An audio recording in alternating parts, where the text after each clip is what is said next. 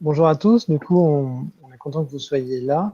On va peut-être commencer par un tour de table pour se présenter tous les trois et présenter nos trois sociétés. Et puis ensuite, on vous expliquera un petit peu euh, bah, toutes les questions que peuvent se poser soit des salariés pour passer freelance, soit des jeunes freelances. C'est une bonne partie des questions que les salariés peuvent se poser, les freelances peuvent aussi se les poser. Et donc, on essaiera à travers finalement un peu le parcours que moi j'ai pu avoir, qui était freelance au début, de vous expliquer les difficultés que j'ai pu rencontrer et quels sont les outils qui sont en place à l'heure actuelle pour y remédier et simplifier les choses pour un freelance quasiment autant que pour un salarié. Du coup, peut-être, si tu veux, Lorraine, toi, commencer à te présenter. D'accord, ben, enchantée. Donc, moi, c'est Lorraine. Je travaille pour iPadDat depuis 1 an et demi à peu près aujourd'hui. Je m'occupe de la relation client chez iPadDat. Je suis spécialisée sur la cible expert comptable, personnellement. Et donc, iPadDat, pour faire assez rapidement, c'est un outil de préparation à la comptabilité pour les entrepreneurs qui va donc accompagner les entrepreneurs à gérer leur comptabilité grâce à un outil qui est simple et intuitif et qui va permettre en fait à l'entreprise de pouvoir avoir une vision assez globale de la santé financière de son entreprise tous les jours et de manière quotidienne. Voilà. Ok, moi c'est Jean. Du coup, je travaille chez WeMind et chez WeMind en fait on est une néo-assurance spécialisée pour les indépendants. Ça veut dire qu'en fait, on offre des couvertures spécifiques aux indépendants, ce qui concerne la santé et l'activité. Donc, vous allez pouvoir retrouver chez nous tout ce qui va être mutuel, maintien des voyances ou maintien des revenus, pardon, ou prévoyance, le terme technique, et également RC Pro, mais aussi d'autres types de solutions qui sont un peu spécifiques aux indépendants, comme la garantie logement, et puis le comité d'entreprise, qui est quelque chose, normalement, on n'a pas forcément accès quand on est indépendant, et c'est le genre de petits bonus que vous avez quand vous rejoignez la communauté WeMind.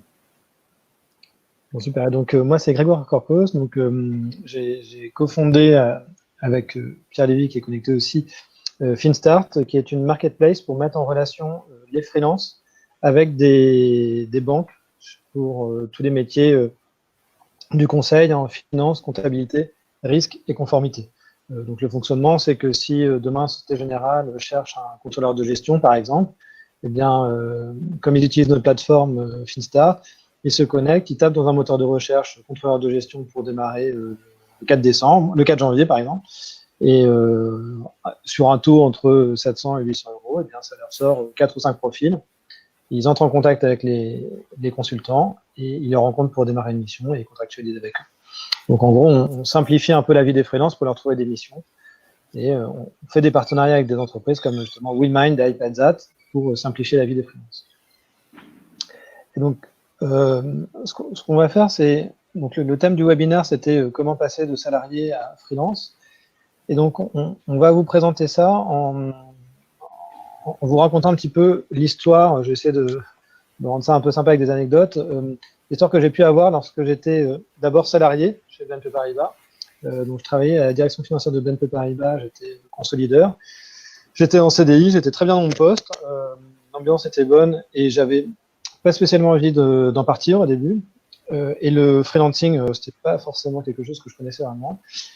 Et finalement, je me suis rendu compte que c'était une année, donc c'était en 2014, 2013-2014, et je me suis rendu compte que c'était une période où les augmentations étaient compliquées, les évolutions de poste étaient compliquées aussi parce que les recrutements étaient gelés, donc les mobilités internes étaient très longues.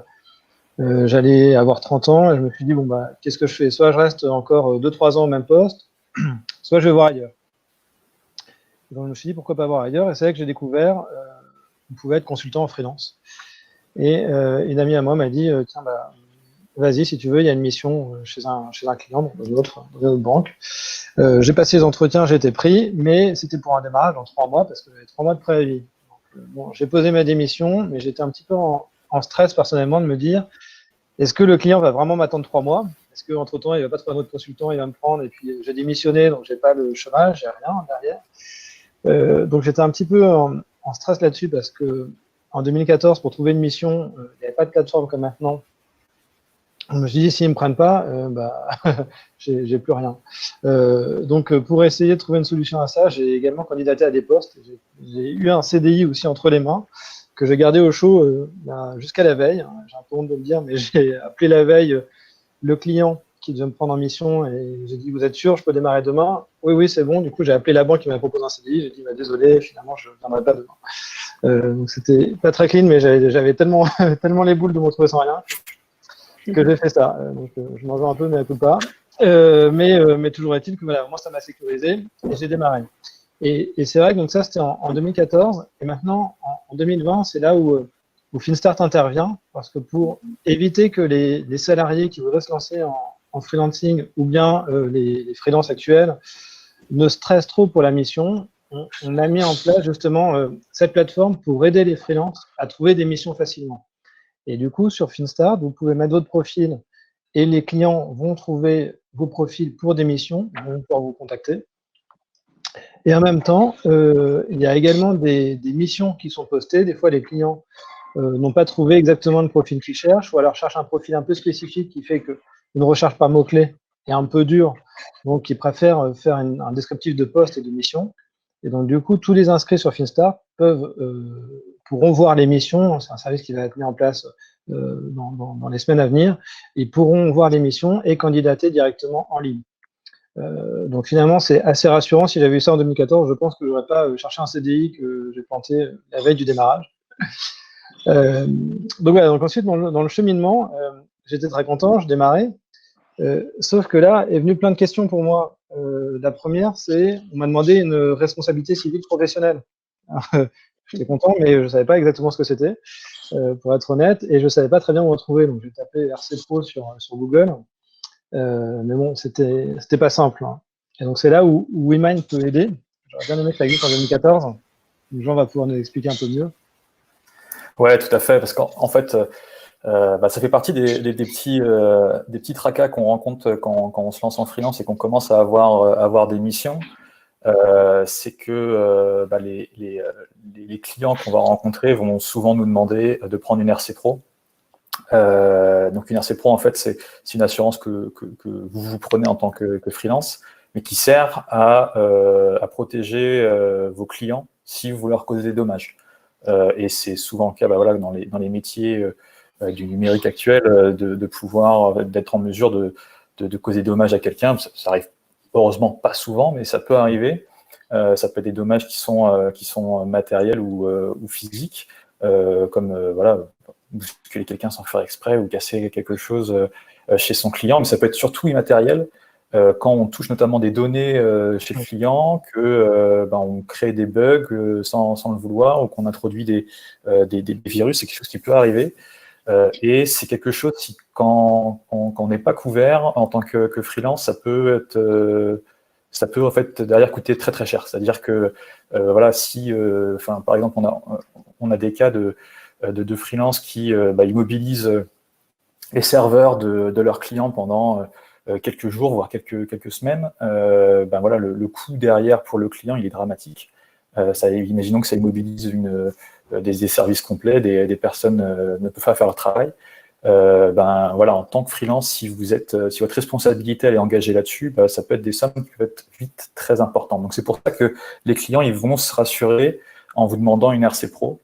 Et donc c'est quelque chose qui en général est assez c'est pas obligatoire en fait, mais c'est souvent quelque chose qui va être un peu rédhibitoire si vous l'avez pas. Donc là-dessus, chez WeMind, nous on a une approche un peu particulière, c'est que on a cette RC Pro qui sert en fait à couvrir vos clients, mais on l'a sorti en fait avec des services supplémentaires qui vont en fait vous aider vous. C'est-à-dire que quand votre responsabilité n'est pas encore engagée, que quelqu'un vous accuse de quelque chose, en fait, on va pouvoir déjà vous accompagner d'un point de vue juridique, vous conseiller. Il y a des juristes qui vont intervenir dans votre dossier pour vous aiguiller. C'est souvent une grosse aide parce que quand on est freelance, on peut être face à des clients qui vont refuser de payer ou qui vont pas être contents potentiellement de choses que vous leur avez livrées, ou de vos services.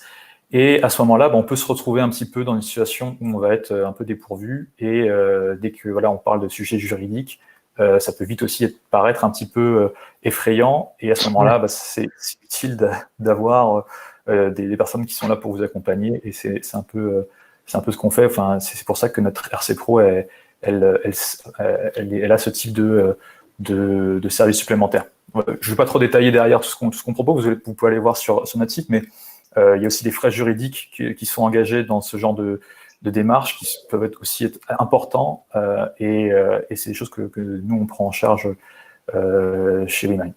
Donc, RC Pro, c'est toujours comme ça un mot qui commence à faire un peu peur, mais en soi, faut pas non plus trop s'en inquiéter. C'est souvent effectivement un prérequis quand on veut commencer à trouver des missions. Et dans l'exemple que Grégoire donnait, c'est quelque chose qui peut arriver assez vite. Et du coup, l'important, c'est surtout en fait de bien choisir encore une fois ses partenaires sur ces sujets-là quand on se lance en freelance. Oui, non, c'est vrai que c'est important parce que moi, du coup, j'ai tapé sur Google, j'ai essayé de contacter et finalement, j'ai pris celui qui était capable de me sortir une attestation le plus possible. Donc, le choix n'était pas forcément le meilleur. Donc là, c'est pas mal d'avoir des outils qui communiquent un peu mieux là-dessus et qui sont dédiés aux freelance. Parce que finalement, c'est vrai que c'est aussi votre spécificité, c'est que vous connaissez bien ce marché, alors que quand on va dans des grands acteurs, on connaît des fois un peu moins bien ce marché. Donc j'ai eu comme difficulté la RC Pro, mais après j'ai eu aussi la difficulté qui était de savoir quelle forme juridique il fallait que j'utilise et comment mettre en place des statuts. Et alors là, j'étais un peu embêté. Enfin, je me suis rappelé de mes cours de master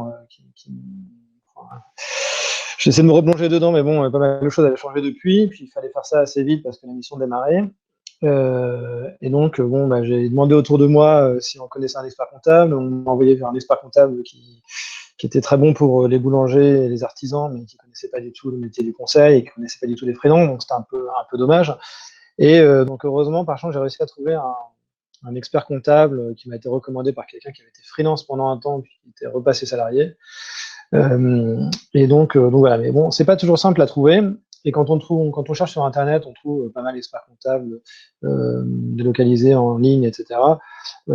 C'est bien, mais c'est vrai que c'est pas mal d'avoir quelqu'un qui connaît un petit peu les freelances. Alors pour ça, avec Finstart, on a fait un partenariat avec un cabinet d'expertise comptable qui s'appelle JTech et qui permet d'aider au choix du statut, enfin au choix de la forme juridique, pardon, et à la mise en place des statuts. Donc du coup, si vous passez sur le site finstart.io, vous verrez le partenariat et en contactant JTech de notre part, on a négocié un package qui est vraiment pas cher, qui est à 250 € pour la création de votre entreprise, en fait, le choix des conseils sur la forme juridique, EURL, SASU, entrepreneur individuel, auto-entrepreneur, etc. Et puis la création des statuts. Donc ça, c'est pas mal parce que ça peut vous aider. Et ensuite, la démarche d'après, c'est toute la gestion de la mission. Alors, dans le déroulé de la mission, je me retrouve à la fin du mois avec une pile de notes de frais qui est assez épaisse parce que j'ai 20 tickets de cantine quand je peux manger à la cantine du client ou de sandwicherie ou de resto ou de choses comme ça. Et finalement, je les empilais dans une boîte à chaussures et puis je faisais ça de mois en mois. Et à la fin de l'année, mon expert comptable il me disait « Attends, tu n'as toujours pas envoyé tes notes de frais, c'est un peu galère ». Alors je me retrouvais la nuit à faire ça entre 2h et 5h du matin dans un Excel avec le montant de la TVA, la date, la moitié des tickets s'étaient effacés. J'essayais de retracer dans mon agenda, c'était vraiment horrible. Et c'est là où je passais la main à iPadZat parce qu'ils ont développé un truc qui est vraiment, enfin que moi je trouve vraiment génial, qui va très vite. On prend en photo nos tickets, c'est hyper rapide. J'aurais aimé que ça existe en 2014. Mais je te laisse en parler mieux que moi, Lorraine. Oui, alors en fait, ce qu'il faut savoir sur iPadDat, c'est que de base, en fait, c'est un outil qui est collaboratif entre justement les experts comptables et le client, donc l'entrepreneur en l'occurrence. Et en fait, de base, les fondateurs de iPadDat, c'était des entrepreneurs. Ils avaient une autre entreprise avant de monter iPadDat. Et exactement comme toi, Grégoire, ils n'arrivaient plus à gérer, en fait, à retrouver toutes leurs factures, à savoir quelle facture correspondait à quelle transaction, ils n'arrivaient plus à gérer. Ouais. Et l'avantage, c'est que l'un d'eux est développeur et donc du coup, il a créé un code pour aller récupérer automatiquement toutes ces factures dans sa boîte mail, etc. Et c'est de là qu'est sortie l'idée d'iPadDat. Donc, pourquoi je vous dis ça? C'est parce que justement, on ne veut pas se montrer comme étant un outil uniquement comptable parce que c'est pas ce qu'on est. On a été créé par des entrepreneurs pour des entrepreneurs, justement parce que, enfin, pour les personnes en fait qui ne sont pas du tout comptables et qui ne comprennent pas grand-chose à la compta, très honnêtement. Moi, je travaille chez eux et j'ai jamais fait de comptabilité de ma vie. C'est pas du tout mon métier. Moi, mon métier, c'est juste d'essayer de les accompagner et d'essayer justement de faire en sorte que la gestion en interne soit plus simple. Donc, en fait, sur iPadDat, vous allez pouvoir collecter automatiquement toutes vos factures. Donc, que ce soit des factures fournisseurs que, par exemple, vous allez chercher sur Amazon tous les mois. Au lieu d'aller les chercher, vous pouvez vous connecter sur Amazon depuis notre plateforme. Et nous, avec un robot, on va aller récupérer ces factures-là automatiquement. Pareil pour la boîte mail. On se connecte à la boîte mail et on va récupérer toutes les factures que vous recevez sur votre boîte mail. Après, on a aussi, donc, comme tu disais, Grégoire, on a la partie gestion des notes de frais avec une application mobile qui va permettre en fait de prendre en photo les notes de frais, donc les petits tickets, à savoir qu'on a valeur probante sur tous ces tickets-là, ce qui veut dire qu'une fois que la photo elle est prise et qu'elle est bien synchronisée sur la plateforme, vous pouvez jeter le ticket. Et donc, du coup, auquel cas, ça vous… Ah, on a perdu… On a perdu Jean. On a perdu Jean. Et donc, du coup, en fait, oui, ça va vous permettre de plus avoir justement cette boîte à chaussures avec tous vos tickets et toutes vos factures mélangées. Et en fait, le gros avantage là-dessus, c'est que on va aussi se connecter à la banque, ce qui va faire qu'on va avoir le listing de toutes les transactions bancaires auxquelles on va pouvoir associer les factures. Et vu qu'on va récupérer la banque quotidiennement, on va récupérer les factures quotidiennement, c'est quelque chose qui va vous permettre à vous, en tant qu'entrepreneur, de voir en temps réel ce qui vous manque, ce qui n'a pas été payé, ce genre de choses. Donc voilà pour cette partie-là. On a une partie aussi gestion des ventes. Vous pouvez créer vos propres factures de vente. Et on a aussi un élément de gestion de la trésorerie pour simuler votre trésorerie et savoir où vous en êtes à tout moment. Voilà. Ouais, et donc c'est vrai que c'est pas mal parce que moi j'utilise l'application et des fois quand on est freelance, on va inviter son client à manger, etc. Ce qui est chouette, c'est que ça permet de prendre en photo. On peut écrire j'ai mangé avec monsieur machin et du coup c'est tout de suite enregistré et en cas de contrôle URSSAF ou autre, on ne passe pas du temps à chercher dans son emploi du temps mais avec qui j'ai pu manger ce jour-là. Donc franchement c'est vraiment chouette.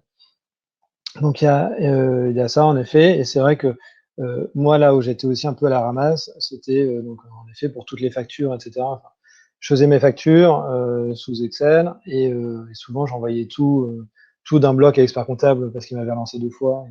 Et je sentais qu'il allait bientôt me dire bon, moi je te garde plus comme client. Donc du coup j'envoyais tout, toutes les factures d'achat et de vente. Mais c'est vrai qu'avec iPadDat ça simplifie un peu. Donc voilà. Ensuite, parmi les autres problématiques que j'ai pu rencontrer, c'est les délais de paiement. Ça, c'est un sujet qui est important. C'est finalement quand on démarre une mission, c'est chouette, on a trouvé une mission, on a un contrat, on n'est pas content. Mais après, un deuxième sujet, c'est quand est-ce qu'on est payé. Et souvent, on n'y pense pas avant d'avoir démarré. Et donc, moi personnellement, j'ai démarré ma mission. Bon, je savais que forcément, il fallait que je fasse mon premier mois avant d'être payé. Mais j'étais habitué à être salarié, donc je me disais bon finalement, je vais faire ma facture. Et quand j'ai fait ma facture, je me suis rendu compte, mais en fait, je vais être payé au bout de 30 jours. Donc finalement, en fait, j'ai 2 mois, j'ai un mois de plus à couvrir que lorsqu'on est salarié. Et des fois, on ne l'a pas anticipé. Et puis finalement, les 30 jours, c'est bien, mais c'est de la théorie et c'est pas toujours réel. Des fois, moi, je travaillais avec des banques et du coup, comme j'étais freelance, je pouvais pas tout seul contractualiser avec une banque. Essayer d'aller voir Société Générale et de leur dire je suis Grégoire Corcos, on travaille ensemble, mais ils m'ont pas répondu. Donc du coup, j'étais obligé de passer par des cabinets qui me portaient. Et ces cabinets qui portent souvent ils peuvent dire il y a un petit peu d'attente parce que le temps que le contrat soit édité, etc. avec le client, ça peut durer un petit peu. Et donc, des fois, le paiement en 30 jours peut se transformer en paiement en 40 jours, 60 jours, etc. Et donc, pour faire ça, Finstart a bien conscience que pour les freelances, c'est compliqué, et en même temps, les freelances, c'est pas à eux de gérer le décalage de trésorerie. En tout cas, nous, c'est notre politique, et donc, on dit sur Finstart, tous ceux qui trouvent une mission via Finstart, avec qui on trouve une mission, eh bien, on les paye en 3 jours. C'est-à-dire que vous démarrez le 1er janvier, vous faites votre mission. Le 31 janvier, vous éditez votre facture, pourquoi pas via iPadzat, et ensuite, on la reçoit, et 3 jours ouvrés après, on vous paye. Comme ça permet à tous les freelances de dire que finalement, ils sont dans la même logique que le salariat, parce que finalement, quand on est salarié, on est payé tous les mois, je sais pas moi, le 25 du mois. Bon, bah là, on est freelance, mais on est payé tous les mois, 3, 4, 5 du mois, en fonction de la date à laquelle on a envoyé les factures et les jours ouvrés. Mais voilà, enfin, plus tard, le 5 du mois, on est payé. Donc c'est plutôt pas mal. Et nous, notre logique, c'est de se dire, on veut que vous vous concentriez sur votre mission et pas sur des relances pour être payé, etc.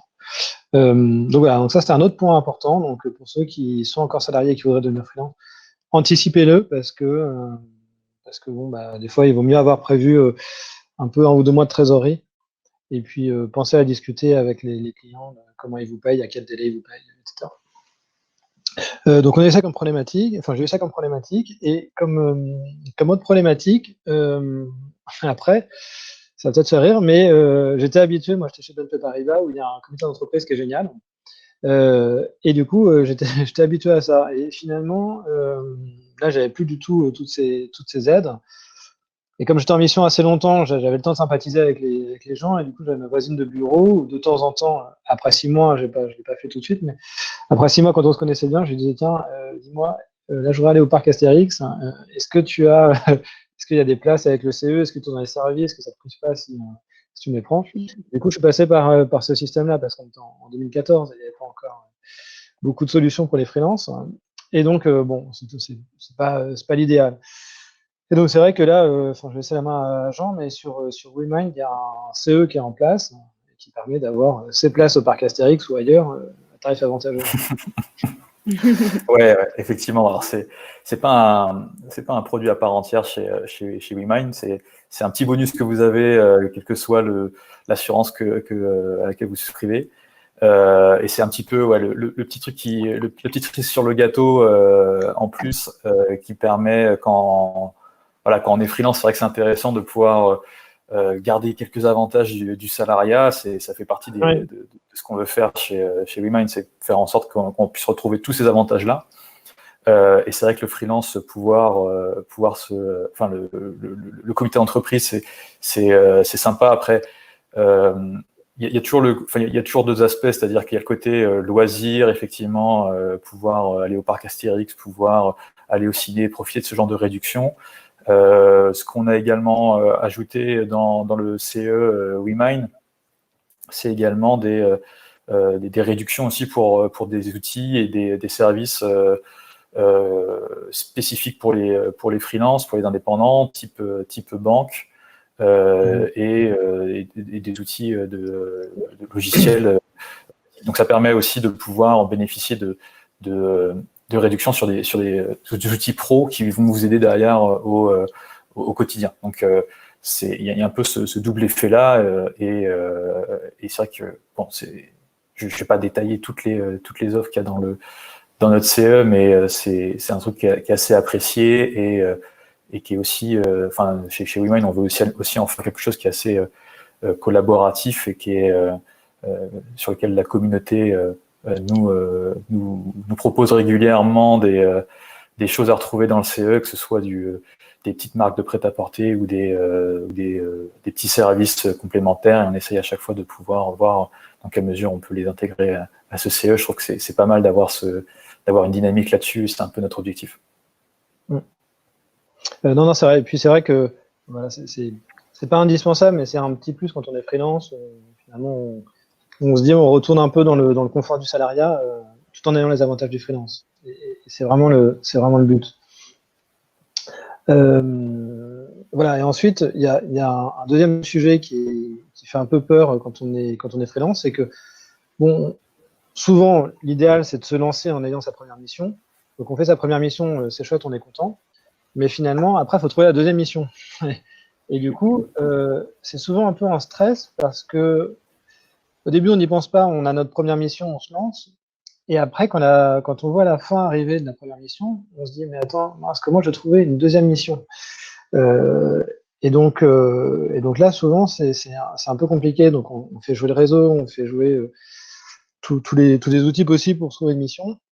Mais moi, quand je l'ai fait en 2014, c'était pas si simple que ça. En tout cas, dans les métiers compta finance, il fallait que je me rapproche de cabinet pour qu'ils m'aident et qu'ils me disent, tiens, j'ai un besoin, j'ai pas le salarié qu'il faut, donc je veux bien prendre un freelance.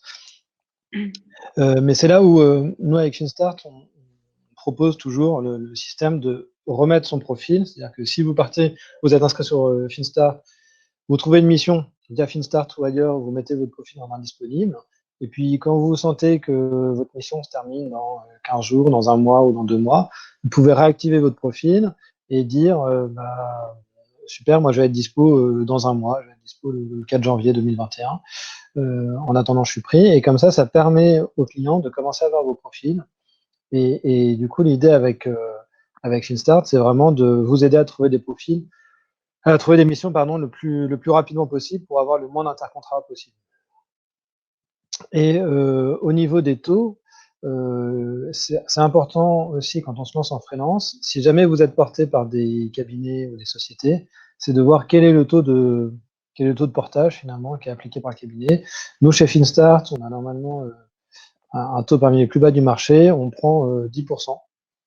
Donc voilà, notre but, c'est vraiment de payer vite, de prendre une marge qui ne soit pas très très importante pour que les consultants puissent être concentrés sur la mission et que tout soit le plus simple possible pour eux et qu'ils se concentrent sur la satisfaction du client et leur satisfaction aussi. Et le deuxième avantage sur le fait d'être sur FinStart, c'est que ça fait partie d'un des points qui avait remonté Damien au tout début, c'était la liberté et la possibilité de faire les choses à sa façon. Et ça, c'est un point qui est important pour nous, c'est de pouvoir donner le choix aux freelances, donner le choix de sa mission. Parce que finalement, quand on est freelance, c'est chouette, on se dit qu'on est libre, etc. Mais il faut que ça se traduise dans la réalité. Et des fois, en tout cas dans les métiers compta finance, il y a parfois certains freelances qui se disent ah bah mince, je suis très stressé par le fait de retrouver une autre mission. Donc dès qu'on me propose une mission, j'accepte la première parce que je ne sais pas si j'arriverai à en retrouver une autre facilement. Et donc c'est vrai qu'avec FinStart, on veut essayer de montrer que il y a de la fluidité là-dessus, qu'il y a un peu une profondeur de marché et qu'il y a régulièrement des demandes, régulièrement des besoins de mission qui permettent aux freelances de pouvoir aussi un peu choisir et de dire non, tiens, cette mission, elle m'intéresse pas, c'est pas le sujet que je veux, je sais le faire, mais c'est pas ça que je veux faire.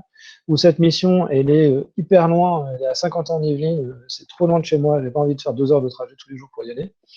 Ou la mission m'intéressait, mais j'ai fait l'entretien, j'ai vu le manager et je sais pas, ça fitait pas vraiment, donc j'ai pas trop envie de travailler avec ces personnes-là. Au moins, ça rend vraiment la liberté que le freelance doit avoir et qu'il a dans son nom d'ailleurs. Donc c'est vraiment un point qui est essentiel pour nous et qui est essentiel à tous les freelances qui démarrent. Et malheureusement, on est un peu triste quand on voit que les gens, après 3-4 ans, ils se disent là, il faut que je prenne la première mission qui tombe parce que j'ai peur d'attendre 4 mois pour en retrouver. Donc voilà, ça nous semble vraiment intéressant de pouvoir fluidifier ça au maximum.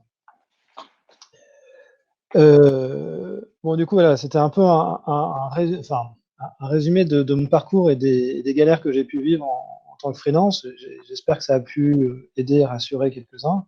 Et donc, finalement, en gros, pour résumer, mais peut-être que certaines des personnes connectées pourront nous donner d'autres craintes ou freins qu'ils ont à se lancer en tant que freelance. Mais en gros, pour résumer, le stress un peu de départ, c'est comment trouver une mission, comment s'assurer, comment être sûr d'être couvert si on démarre une mission et qu'on tombe malade dans cette période, si on démarre une mission, qu'on a le Covid, est-ce qu'on va quand même être un peu couvert ou pas couvert, comment on va gérer tout l'aspect juridique, fiscal, comptable et financier. Et voilà, est-ce qu'on arrivera après à tenir dans le temps et pour pas se lancer freelance que 6 mois le temps d'une mission et après repasser salarié. Donc finalement, c'est un peu moi toutes les craintes. Enfin, si je devais résumer les craintes que j'ai eues, c'est un peu toutes celles-ci. Si parmi D'ailleurs, ouais. Je vais rebondir sur ce que tu dis, parce qu'effectivement, il y a un truc qu'on n'a pas mentionné. J'ai parlé de la RC Pro tout à l'heure qui permet de courir son activité.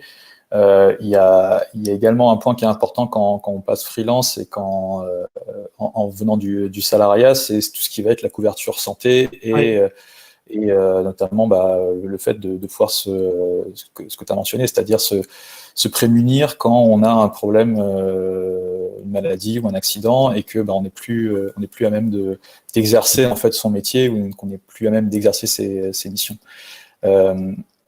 C'est marrant c'est pas marrant, mais Damien disait tout à l'heure que ce qui l'intéressait dans le freelancing, c'était la liberté. Et c'est vrai que c'est un point qu'on retrouve la plupart du temps chez les personnes qui veulent se lancer en freelancing, c'est de se dire, c'est de pouvoir avoir la liberté de choisir ses missions, de donner un petit peu de sens à ce qu'on fait, et de pouvoir aussi gérer son temps comme on le veut. Il y a une contrepartie en fait à cette liberté qu'on gagne, c'est que quelque part il y a une forme de fragilité dans le statut de freelance, il faut en avoir conscience, qui fait que le système social actuel ne vous couvre pas si vous avez un accident, en tout cas il vous couvre de manière incomplète. C'est aussi pour ça que WeMind existe, enfin c'est même surtout pour ça que WeMind existe, c'est pour vous permettre en fait d'avoir les mêmes couvertures qu'en étant salarié quand vous êtes freelance.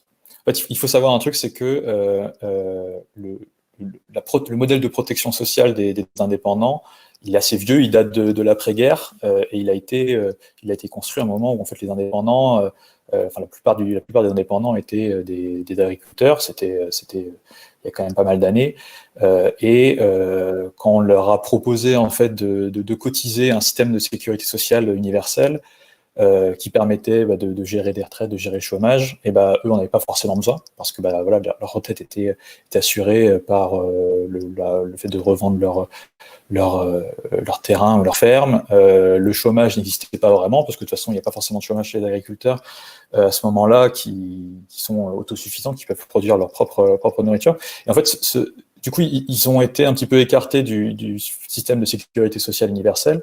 Et ce qui fait qu'à l'heure actuelle, les indépendants ne bénéficient quasiment pas de chômage. C'est une discussion qui est un peu en cours, mais à l'heure actuelle, il y a très peu de choses là-dessus. N'ont pas de système de santé qui est directement intégré.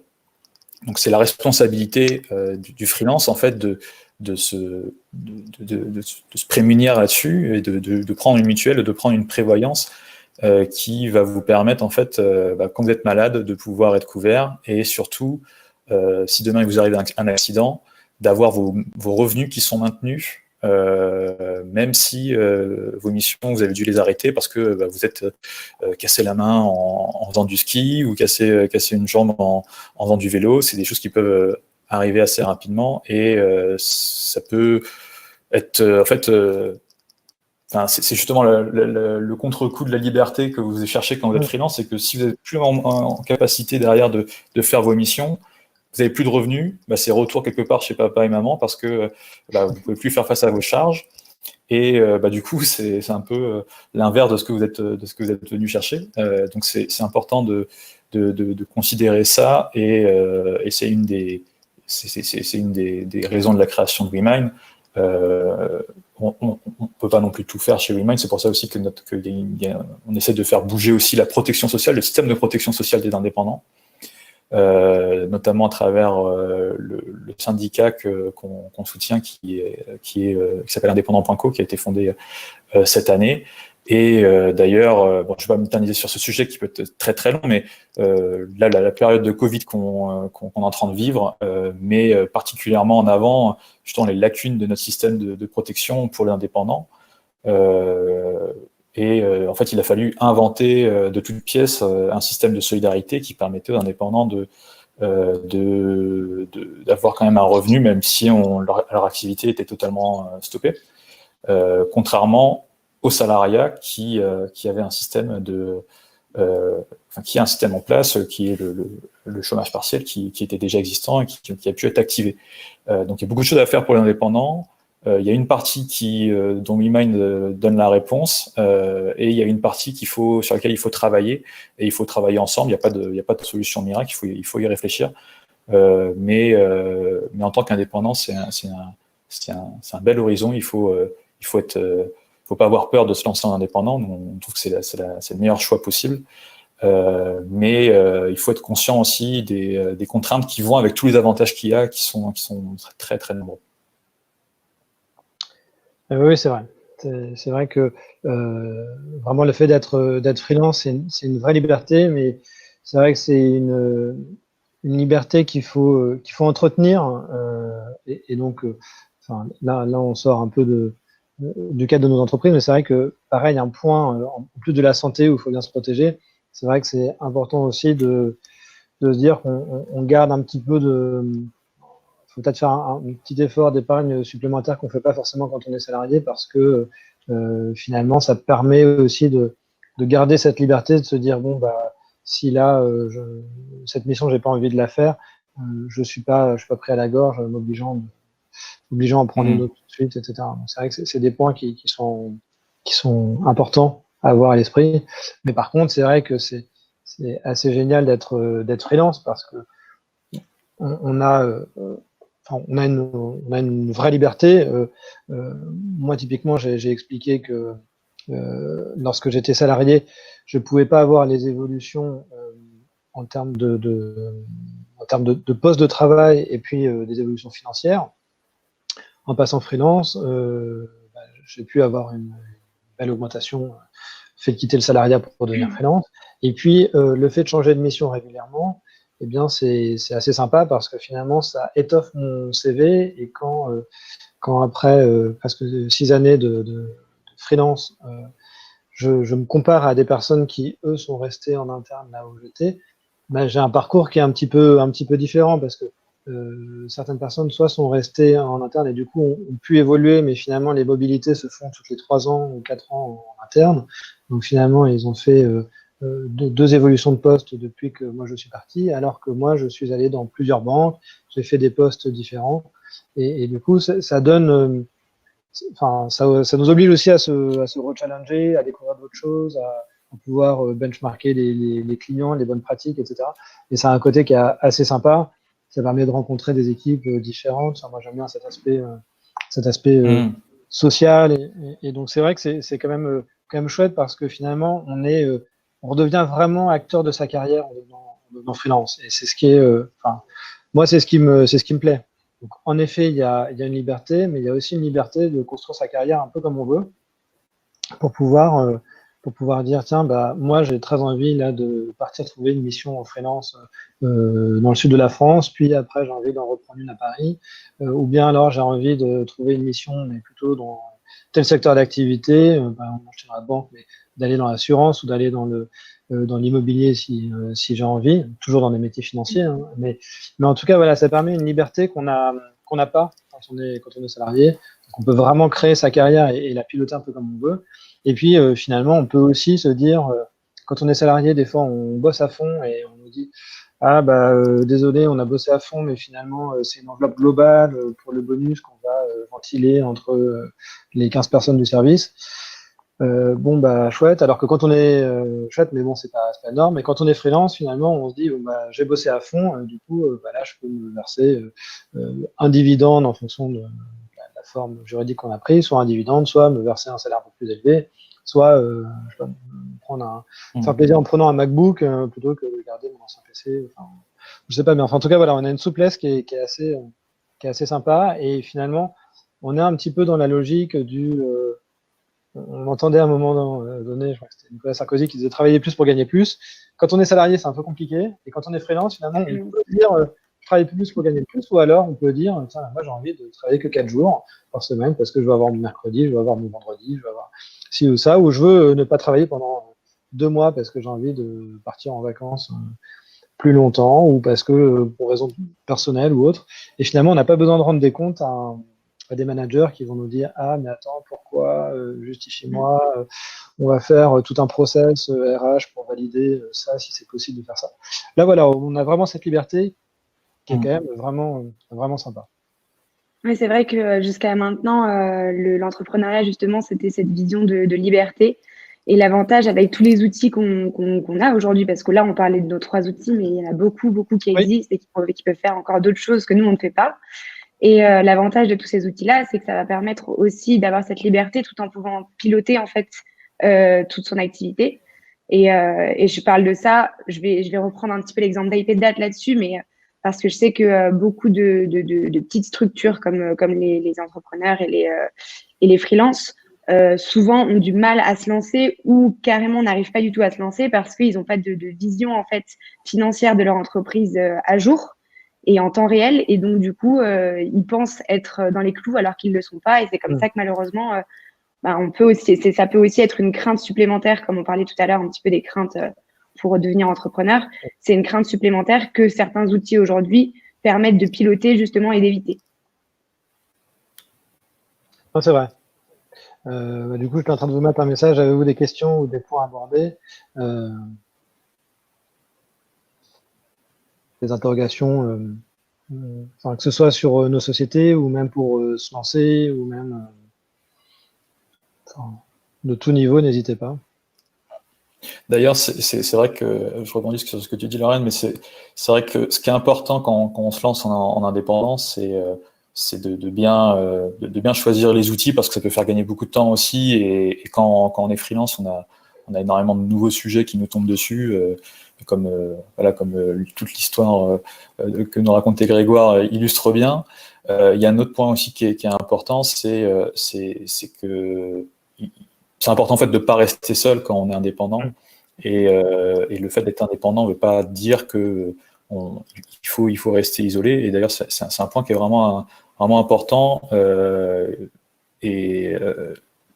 C'est aussi la liberté de pouvoir travailler avec des personnes qui nous intéressent, de pouvoir collaborer. Et c'est vraiment intéressant à ce moment-là de se faire son réseau, de rejoindre des communautés d'indépendants, des collectifs d'indépendants. Par exemple, des coworking, voilà, il y a énormément de groupes d'indépendants, de Slack d'indépendants. Chez WeMind, c'est quelque chose aussi qu'on encourage énormément, la communauté, c'est très important et ça fait partie des bonnes pratiques qu'il faut avoir en tête quand on se lance en tant que freelance. À mon avis, c'est vraiment un des nerfs de la guerre qui débloque beaucoup de choses, trouver des missions, trouver des projets et développer des compétences, c'est toujours intéressant.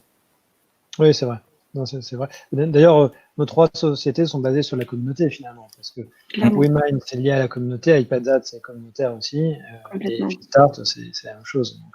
Donc c'est vrai que quand on est freelance, justement parce qu'on n'est pas salarié et qu'on n'est pas encadré dans une structure, finalement, tous les freelances et tous ceux qui travaillent sur la communauté freelance ont été là pour remplacer ça et créer une sorte de communauté. Donc c'est vrai que ce qui est fait par nos 3 sociétés, et puis il y en a plein d'autres. Et puis il y a aussi, dont on parlait, indépendant.co, qui est vraiment chouette parce que ça permet de partager ça et ça permet aussi de partager sa crainte en disant tiens, comment je dois faire pour bien démarrer une nouvelle mission, bien prendre mes marques, etc., sans en faire trop, sans en faire pas assez aussi. Donc des fois, c'est des problématiques que tous les freelances ont pu rencontrer. Et donc c'est pas mal. Ouais, c'est en ça, comme disait Jean, que la communauté, c'est important aussi de voir qu'on n'est pas seul, que ces problématiques-là, on n'est pas les seuls à les avoir et que beaucoup les ont et qu'il y a des solutions pour les éviter. Donc oui, la communauté, comme on disait, pour nos 3 structures ou pour d'autres structures qui font un petit peu le même boulot que nous, je pense que c'est quelque chose de très important parce que justement, quand on est indépendant, on peut être seul et malheureusement, non, heureusement plutôt, on ne l'est pas du tout parce qu'on n'est pas les seuls dans ce cas-là et parce qu'on a beaucoup d'outils ou justement de communautés autour de nous pour nous aider et pour nous accompagner à réussir notre entrepreneuriat. Tout à fait. N'hésitez pas si vous avez encore des questions. Je ne sais pas si j'ai vu Awa commencer à écrire un message. On a dû répondre à toutes les questions. Si vous en avez sur WeMind, n'hésitez pas à aller sur notre site internet et sur le chat. On pourra, toujours quelqu'un qui est là pour répondre aux questions. De toute façon, on a tous nos adresses mail ici qui sont connectées au webinaire. Je sais qu'avec iPadDat, ce webinaire-là vous avez répondu à tout. Bah, parfait. Ce webinaire-là va être mis en ligne avec justement nos 3 sociétés et nos trois liens vers nos mails. Donc, si jamais vous avez des besoins ou même si vous voulez nous contacter pour nous poser des questions, il n'y a pas de problème, on sera là. Est-ce qu'il y a des, Damien ou Awa, je ne sais pas si vous êtes des profils plutôt finance, compta, risque ou conformité, mais pareil, n'hésitez pas à aller sur notre site, donc finstart.io. Et d'ailleurs là-dessus, bon, même si vous n'êtes pas dans les métiers finance, compta, risque, vous pouvez aussi aller voir dessus de temps en temps parce qu'on va mettre en place Alors, on voulait mettre en place des afterwork plus tôt, mais bon, là, c'est un petit peu compliqué avec le contexte. Mais on a bon espoir qu'à la rentrée, en janvier, on pourra mettre en place des afterwork.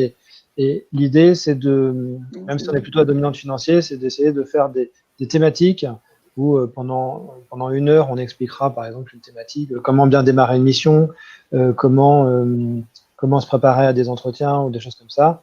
Et ensuite, il y aura une partie afterwork qui sera plutôt sur du réseau, où l'idée, c'est que vous pourrez échanger avec d'autres freelances qui vous dira, tiens, là, moi, je suis en train de démarrer une mission avec un client, c'est pas facile d'être intégré parce qu'on me voit un peu trop comme un externe, on ne veut pas bien m'intégrer à l'équipe, ou alors on me prend pour celui qui doit être le couteau suisse, qui doit tout faire, et c'est pas évident de se mettre à niveau, des choses comme ça. Ça permet de partager aussi ces problématiques. Donc, même si vous n'êtes pas forcément des métiers compta, finance, risque, vous pouvez aller dessus.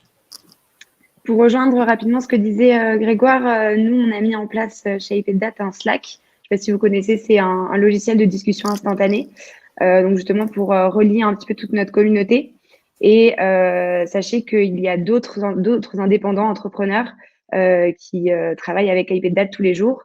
Et donc, si jamais vous avez envie et vous voulez, vous avez les liens sur notre LinkedIn pour pouvoir justement y accéder et potentiellement poser des questions sur l'entrepreneuriat ou même sur la gestion en elle-même sur iPadDat, etc. Voilà. Voilà, écoutez, je ne sais pas s'il y a... Donc, Awa, on avait répondu à ta question. Rita, c'était clair. Je ne sais pas si, Damien, tu avais peut-être des questions encore, ou est-ce que, du coup, comme toi, tu étais encore salarié, est-ce que ça t'incite à sauter le pas, ou est-ce qu'on n'a pas réussi à te convaincre? Mais n'hésite pas. Il y a Estelle qui est en train d'écrire. Ouais.